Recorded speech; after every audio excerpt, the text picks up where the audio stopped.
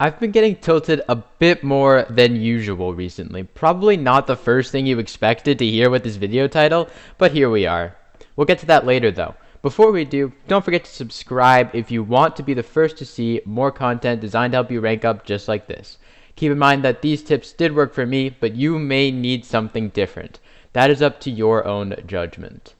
If you want a good video to go in combination with this one, a video on how to break out of tilt once you've already started going downhill is in the description down below.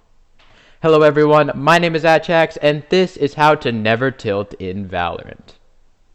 Alright, so what's the secret? How do I avoid being tilted? It's actually really simple. I don't worry about the score. The score could be 0 to 6, and I am not really concerned about that at all. The reasoning behind this is also simple. First of all, it doesn't matter what order I win the rounds in.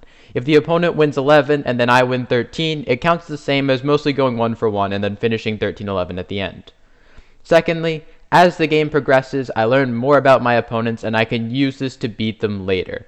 I usually spend the first at least 4 rounds poking and trying to figure out how they play while I build and try different counters to see what works. The third reason is the most important though. I wasn't always this good at staying calm. However, I've had the privilege of seeing and playing against some very impressive athletes, and I noticed a common thread between many of them was being completely unreactive to being down in a match.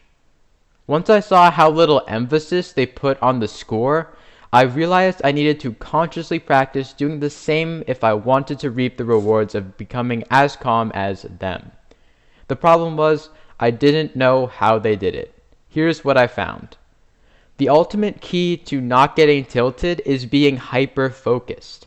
A lot of tilt comes from being meta and thinking too much about the score and how the game has been going and that potato from 3 rounds ago.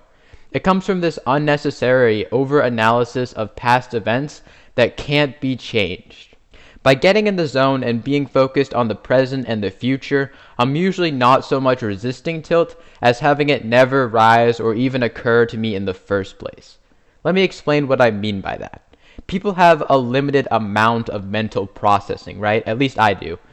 Focusing on the present means that my brain is occupied with crosshair placement, reading the opponents, watching an angle, planning a few steps ahead, and all of the other things that come up in a round. If I'm focused on these things, I naturally box out thinking about past rounds or other things that I can't change. It's almost completely effortless. While it is a negative to be tilted in a match, this can actually be used as an opportunity to get much better very quickly. If you are focusing on things you can't change, like the score or a couple missed shots a few rounds ago, you are wasting mental processing power that could be used to make your crosshair placement better or your reaction time faster or something like that. And if you want to win, you want to dedicate processing to things that have an impact on the game rather than things that cannot be changed. I should briefly clarify that I'm not saying you should never think about past rounds. You can benefit from learning from your mistakes in past rounds and adapting to the opponents. However, the key is to take out the emotional component. Too many people start by thinking about how to have a more successful round constructively, but then devolve into kicking themselves. That's not doing anyone any good except the opponents.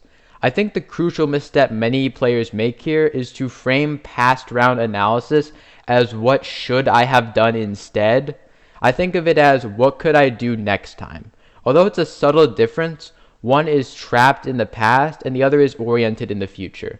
In addition, I feel like sheer volume of rounds I've had to think about has helped me detach the if-only part so I can work with the actually useful pieces. That's just my experience though. I'm not sure if it will play out like that for everyone. Let's come back to focus. I used to think that being in the zone was entirely chance-based, but I've come to find that this premise isn't necessarily true. If you want a full in-depth video on being in the zone, let me know in the comment section down below. For the moment though, let's touch on some important parts of focus. First of all, sleep is very important. It seems like there is a disproportionate quantity of people who play video games who have absolutely terrible sleep schedules. Fix that if you want to get better at Valorant. Also, it just feels so much better to be well rested. Like 9 hours of sleep is pretty close to cloud 9, and in my experience, it's totally worth it. Secondly, there is this part of focus called zooming. This is when you dedicate attention to a smaller area, for example, focusing super intensely on one angle where the opponents will peek. This tends to have the effect of blurring out less relevant things. Focus has proven to be an excellent strategy for avoiding tilt from in-game sources. Like I mentioned at the beginning of the video though, I was getting more tilted than usual recently by being a bit short with my teammates and such. While I did have an unusually dense spread of deserters and throwers, that wasn't the reason. I'd actually made a couple of big breakthroughs and was playing pretty well. I was just more stressed than usual recently. Maybe a few too many things on my plate and a little bit less sleep than usual. In my experience, a lot of tilt comes from having too much tension and not taking the time to healthily release it. Obviously, the solution is to just healthily release it, nothing complicated there. If you don't know how to do that yet, exercise is my personal favorite, and I'm told that listening to and playing music, reading, sleeping, or going for walks works well for others. Everyone is different though, so you'll have to find what works for you. Once you have that down, it can be important to recognize when it might not be something in-game that is causing tilt, and rather when you just have too much tension. From here, just make sure to take the time you need to take care of yourself because it's going to be tough to have fun in Valorant or anything else until you've done that. Regardless of where your tilt comes from, I hope you found some value in this video. Don't forget to subscribe. Best of luck everyone, and have a great day.